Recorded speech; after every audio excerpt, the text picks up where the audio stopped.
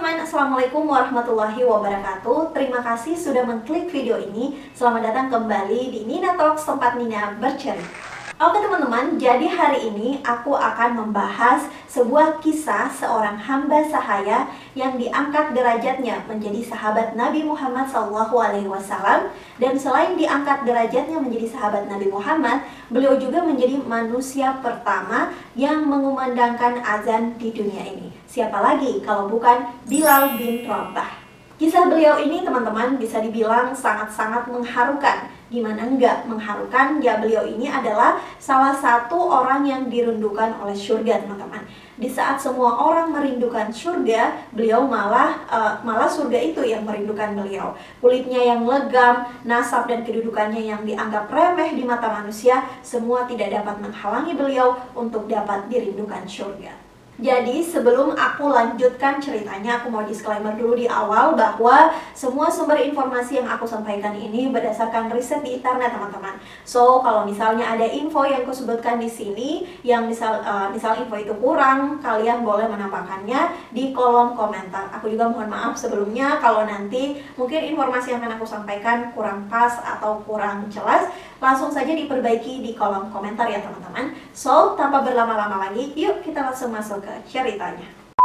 Jadi teman-teman, Bilal bin Rabah ini adalah seorang sahabat Nabi Muhammad SAW yang lahir di daerah Asarah, sebuah lingkungan di kota suci Madinah sekitar 43 tahun sebelum hijrah. Ayah beliau bernama Robah, seorang budak, sedangkan ibunya bernama Hamamah, juga seorang budak wanita berkulit hitam milik Umayyah bin Khalaf dari Bani Jumuh, sahabatnya Abu Jahal, seorang tokoh penting di kaum Quraisy. Jadi si ibunya ini termasuk geng Abu Jahal, teman-teman. Nah, karena kondisi fisik ibu beliau, sebagian orang memanggil Bilal ini dengan sebutan Ibnu Sauda, yaitu putra wanita hitam. Para ulama hadis menggambarkan sosok Bilal ini sebagai laki-laki yang hitam, kurus, tinggi, berambut lebat, dan berjambang tipis. Beliau dibesarkan oleh ayah dan ibunya di kota Ummul Qura atau Mekah. Dan saat ayah beliau meninggal teman-teman, Bilal ini diwariskan kepada Umayyah bin Khalaf, tuan ibunya tadi yang merupakan sahabatnya Abu Jahal.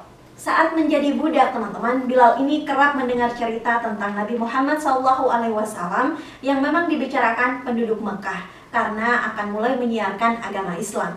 Di tengah banyaknya perdebatan mengenai Rasulullah SAW pada saat itu, Bilal dengan yakin ingin pergi langsung menemui Rasulullah SAW dan menyatakan ingin memeluk agama Islam. Bilal pun kemudian mengucaplah akhirnya 2 kalimat syahadat itu teman-teman. Beliau pun kemudian termasuk dalam kelompok pertama yang memeluk agama Islam. Walaupun status beliau pada saat itu masih menjadi seorang budak.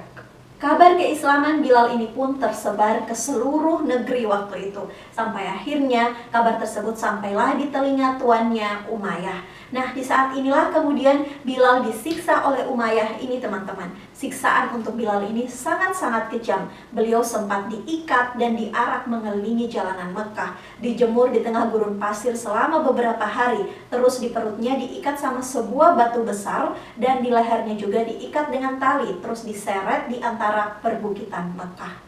Dan dikabarkan juga bahkan punggung Bilal ini pernah dicambuk teman-teman. Siksaan yang diterima oleh Bilal ini dilakukan Umayyah agar Bilal ini keluar dari Islam. Tapi selama beliau disiksa teman-teman, beliau hanya berkata Ahad, Ahad, Ahad. Ahad yang dimaksud Bilal ini adalah Tuhan yang Maha Esa, Tuhan yang satu. Dan di saat Umayyah mendengar ini, makin meningkatlah itu emosi dia dan makin meningkat juga penyiksaannya terhadap Bilal. Namun Bilal tetap mengatakan Ahad, Ahad. Umayyah jelas-jelas nggak berhenti menyiksa Bilal pada saat itu teman-teman. Umayyah ini juga diceritakan bahkan pernah memaksa Bilal agar memuji Lata atau Uzza, nama sesembahan mereka pada zaman Jahiliyah. Tapi Bilal justru memuji dan mengagungkan Allah dan Rasulullah. Umayyah terus dipaksanya, ikutilah yang kami katakan, kata dia. Kemudian Bilal menjawab, lidahku tidak bisa mengatakannya. Berhari-hari Bilal disiksa. Berkali-kali pula beliau tetap teguh berteriak ahad, sampai akhirnya kabar Bilal bin Rabah yang disiksa oleh tuannya ini sampailah ke telinga Abu Bakar As-Siddiq. Singkat cerita, Abu Bakar pun akhirnya kemudian memerdekakan Bilal dengan cara membeli beliau, teman-teman. Kemerdekaan Bilal ini pun disambut bahagia oleh kaum muslimin. Dan semenjak saat itu, status Bilal bukan lagi menjadi seorang budak, melainkan sudah menjadi manusia yang merdeka. Bilal pun kemudian ikut bersama Rasulullah hijrah ke Madinah dan mengikuti perjalanan Rasulullah SAW kemanapun Rasul pergi. Bilal senantiasa berada di samping Rasulullah, dan karena itu pula para sahabat Rasulullah sangat menghormati dan memuliakan Bilal, sebagaimana mereka memuliakan dan menghormati Rasulullah SAW. Bilal pun akhirnya menjadi muadzin pertama di dunia. Jadi teman-teman, suatu hari ketika Masjid Nabawi baru aja dibangun, ketika hukum syariat azan sudah diperintahkan oleh Allah Subhanahu wa taala, Rasulullah pun mensyariatkan untuk mengumandangkan azan sebelum sholat wajib. Bilal pun kemudian ditunjuk oleh Rasulullah SAW untuk mengumandangkan azan pertama kali di dunia. Setidaknya ada 4 alasan kenapa Bilal yang diangkat menjadi penyeru azan untuk umat Islam. Yang pertama, Bilal ini memiliki suara yang lantang dan merdu, teman-teman. Kedua, Bilal sangat menghayati kalimat-kalimat azan. Dan yang ketiga, Bilal memiliki kedisiplinan yang sangat-sangat tinggi, 5 kali sehari tepat waktu. Bilal itu selalu disiplin dan gak pernah telat, teman-teman.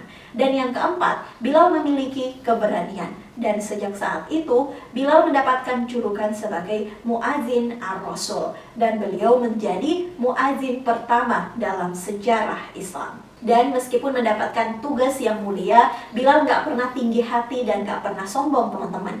Bilal pernah berkata, "Aku tiada lain hanyalah seorang laki-laki, hamba sahaya yang dahulunya adalah seorang budak." Bilal senantiasa menjadi pengumandang azan selama beliau tinggal di Madinah. Biasanya setelah mengumandangkan azan, Bilal nanti akan berdiri di depan pintu rumah Rasulullah seraya berseru, "Hayya 'alas shalah, hayya 'alas shalah, mari melaksanakan sholat."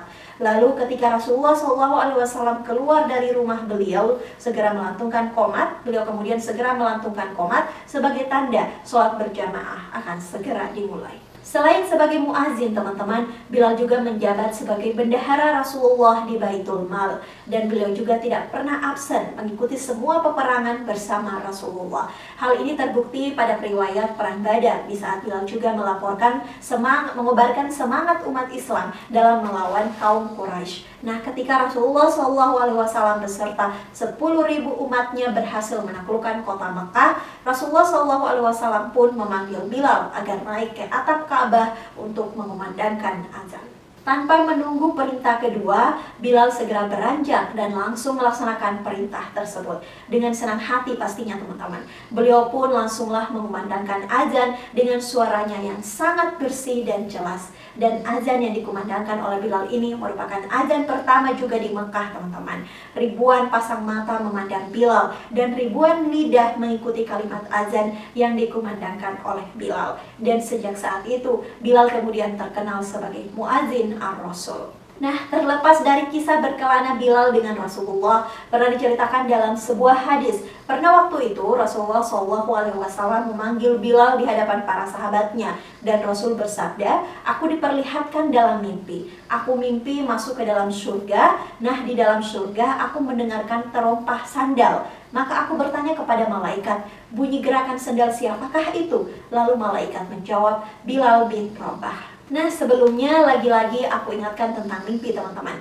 Banyak ulama yang mengatakan bahwa pada saat Nabi bermimpi, mimpi tersebut suatu hal yang nyata. Karena salah satu mukjizat Nabi adalah melihat mimpi. Atas dasar ini, teman-teman, maka sebagian ulama pun percaya bahwa di saat Rasulullah SAW bermimpi mendengar suara terompah sandal Bilal bin Rabah, hal ini adalah sebuah penjamin bahwa Bilal akan masuk surga.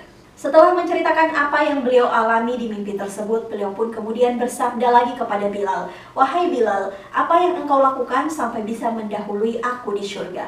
Ceritakanlah kepadaku mengenai amalan yang menurutmu paling besar pahalanya yang pernah kamu kerjakan di dalam Islam. Sesungguhnya aku pernah mendengar suara telapak langkah jalanmu di hadapanku di surga."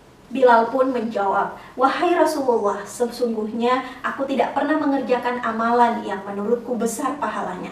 Tapi aku tidak wudhu pada waktu malam dan siang, melainkan aku menunaikan sholat yang diwajibkan bagiku untuk mengerjakannya." Jadi teman-teman, setiap selesai melaksanakan wudhu, Bilal itu senantiasa melaksanakan sholat 2 rakaat, yakni sholat sunnah wudhu, dan perbuatan itu senantiasa dilakukan beliau dalam setiap kesempatan. Dan selain itu juga, beliau ini termasuk orang yang senantiasa memelihara dalam wudhu, yakni setiap kali beliau batal, beliau akan langsung berwudhu, teman-teman.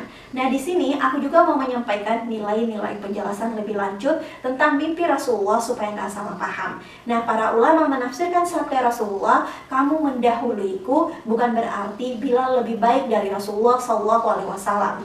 Ya, tapi karena menurut Ustadz Khalid juga di sini menegaskan bahwa tidak mungkin ada seseorang yang dapat mengalahkan baginda Rasul, mustahil. Tapi di sini maksud "kau mendahuluiku" itu artinya ada satu amal yang Bilal dahului mengerjakannya daripada Rasulullah.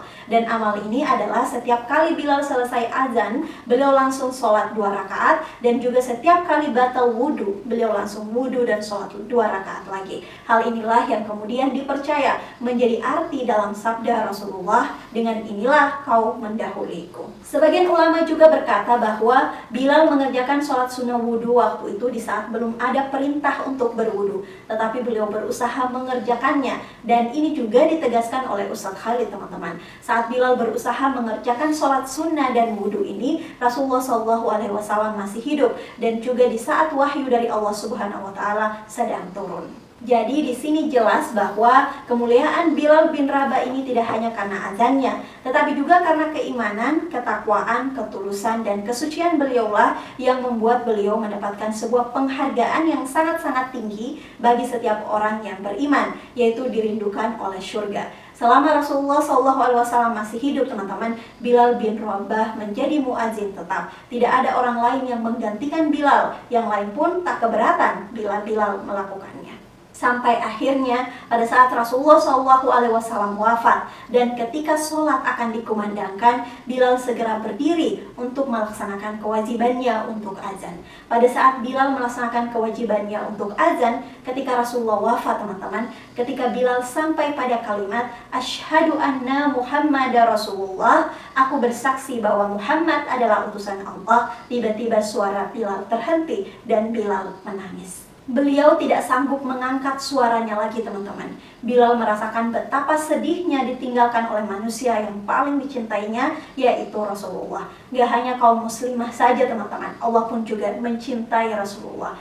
Tangisan Bilal ini pun diiringi juga oleh kaum muslimin yang hadir. Mereka semua menangis karena ditinggal pergi Rasulullah SAW. Dalam buku bernama Syuar min Hayat Sahabah, sebuah buku yang memang berisi tentang cerita para sahabat Nabi, dijelaskan bahwa sejak kepergian Rasulullah, Bilal hanya sanggup mengumandangkan azan selama 3 hari saja. Setiap sampai ke kalimat "Asyhadu anna Muhammadar Rasulullah", beliau kembali lagi menangis terseduh-seduh. Begitu pula kaum muslimin yang mendengarnya larut dalam tangisan pilu, teman-teman.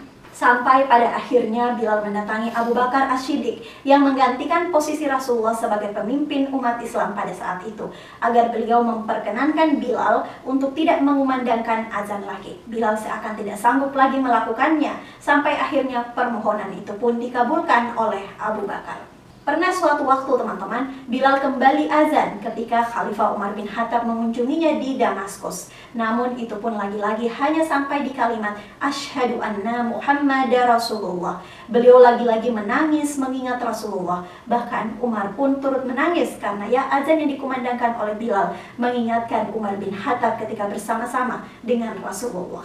Sampai di suatu waktu Bilal meninggal dunia di Damaskus dan jasadnya juga dimakamkan di sana, teman-teman. Semasa hidup beliau, Bilal telah meriwayatkan 44 hadis dari Rasulullah SAW. Di antaranya Rasulullah bersabda, "Hendaklah kalian menunaikan sholat malam tahajud, karena sholat malam adalah tradisi atau kebiasaan orang-orang soleh sebelum kalian. Sesungguhnya sholat malam adalah amalan yang dapat mendekatkan diri kepada Allah Subhanahu wa Ta'ala, dapat mencegah dari perbuatan dosa, mengampuni dosa-dosa kecil, dan juga menghilangkan penyakit dari badan."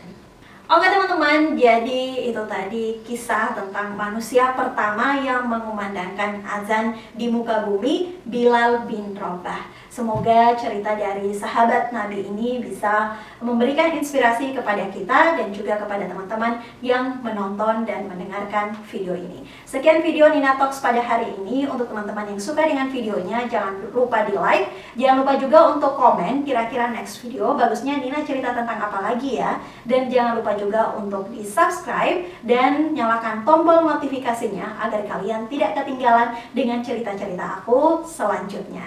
Sekian video pada hari ini dan see you on the next video. Bye!